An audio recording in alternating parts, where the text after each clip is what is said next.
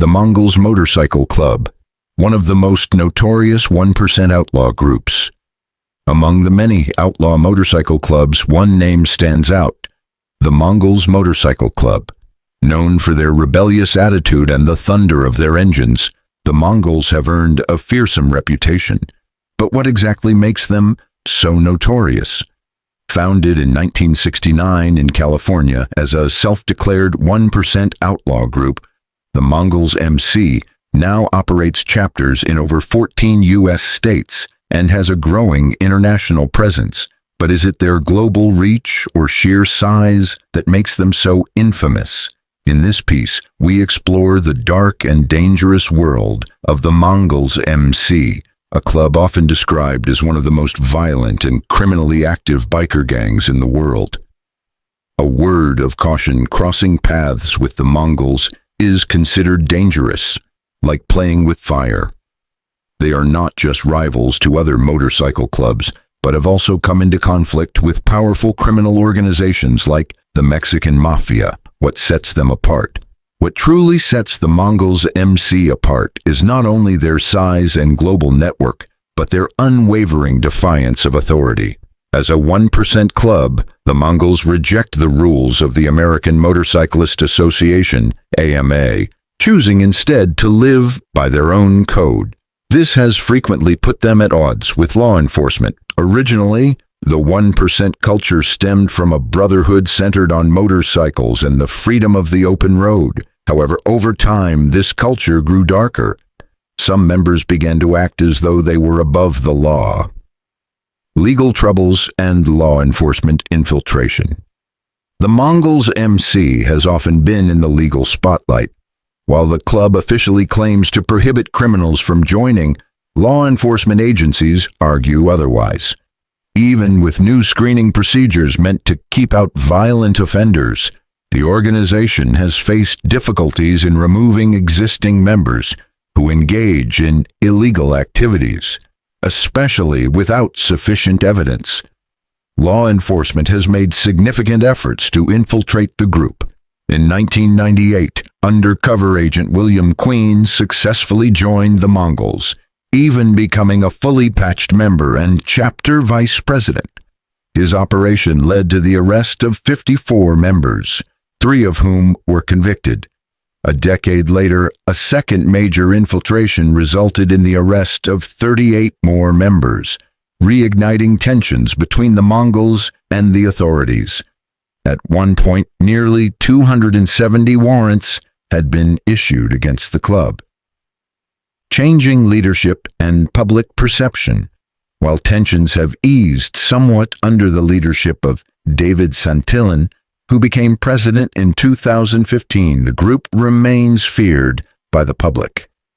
According to the U.S. Department of Justice, the Mongols MC is one of the most dangerous outlaw motorcycle clubs in America, posing a serious threat wherever they are active. The club embraces its notorious reputation. One of their slogans is, "When we do right, nobody remembers. When we do wrong, nobody forgets." This mentality reflects their pride in being seen as dangerous and rebellious. Financial operations and the club's future. The Mongols have been known to break the law to generate income, and over the years they have built up significant financial resources, often without adhering to the legal standards outlined by the AMA. Despite this, the club has seen some internal changes since 2015. Under Santillan's leadership, there has been an attempt to shift direction, though their public image remains largely unchanged. The Mongols Motorcycle Club continues to be one of the most feared and controversial biker organizations in the world. Their global influence, rejection of authority, and history of violent clashes with law enforcement solidify their place among the most infamous 1% motorcycle clubs. Whether they are evolving or simply regrouping, the Mongols remain a force that few dare to confront. The Mongols Motorcycle Club. Can they escape their past? Although recent reports suggest that illegal activities by the Mongols Motorcycle Club have declined, the question remains, Can the club truly break free from its violent past? Or are old habits too deeply rooted? The Mongols were not only involved in narcotics trafficking, but also operated a sophisticated motorcycle theft ring.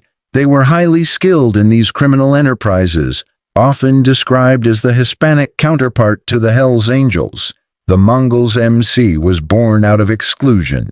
The Hells Angels, an all-white club, refused to allow non-white members. In response, the Mongols formed their own club, which quickly became one of the Angels' fiercest rivals.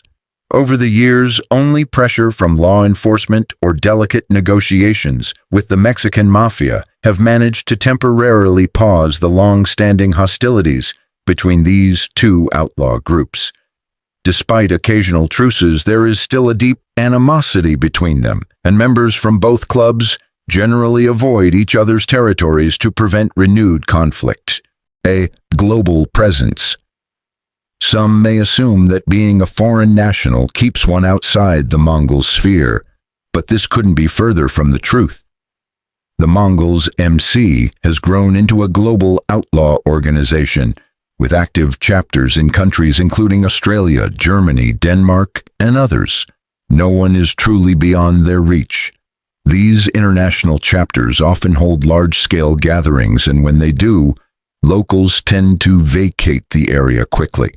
The Mongols take security extremely seriously. When Ruben Cavazos served as the club's national president, he or his head of security would often disguise themselves and scout out gathering sites in advance, searching for potential threats, whether from rival gangs or law enforcement. These covert operations were conducted with military-level precision. Clashes with the Mexican mafia. Perhaps one of the most dangerous conflicts the Mongols have faced was with the Mexican mafia. Very few survive confrontations with this powerful prison-based syndicate unscathed, but the Mongols did. A dispute erupted in 2004 over territory and extortion payments. The Mongols refused to pay the demanded fees, leading to a violent escalation that left multiple individuals dead on both sides. Eventually, the matter was resolved through undisclosed negotiations, though the cost of peace remains unknown. Criminal enterprise and legal consequences. Throughout the years, the Mongols have been tied to a range of serious criminal activities, including motorcycle theft, human trafficking, and large-scale drug trafficking. These operations have generated millions of dollars for the club. However, since David Santillan assumed the presidency in 2015, the group appears to have reduced its involvement in overt criminal behavior. Even so, their long-standing record of violence led prosecutors to accuse them of functioning as a full-scale criminal enterprise. Authorities charged the club with multiple serious offenses, including murder, attempted murder, and drug distribution. Yet instead of backing down or filing for bankruptcy, as some might have done, the Mongols chose to fight back in court. The battle over the patch. In a rare legal move, the U.S. government attempted to strip the Mongols of their patch, the symbol of their identity. This sparked a high-profile courtroom battle. Although prosecutors initially won a small victory when a judge approved the seizure of the club's logo and jackets, the Mongols' legal team challenged the ruling. They argued that the seizure violated members' constitutional rights, specifically the First and Eighth Amendments. The court eventually agreed, and the patches were returned to the Mongols. The ruling was seen as a major win for the club, not only preserving their identity, but also reinforcing their image as a group that cannot be easily silenced, even in court. From rebellion to global power. From their beginnings in Southern California, the Mongols MC has transformed into a global entity, marked by a history of conflict, defiance, and criminal notoriety. Despite attempts at reform, the club continues to be viewed as a significant threat by law enforcement and rivals alike. The Mongols consider themselves more than just a club. They see themselves as a family. Through adversity and legal battles, They've vowed to grow bigger, stronger, and more influential. The question now is not whether they will continue to expand, but how far they're willing to go.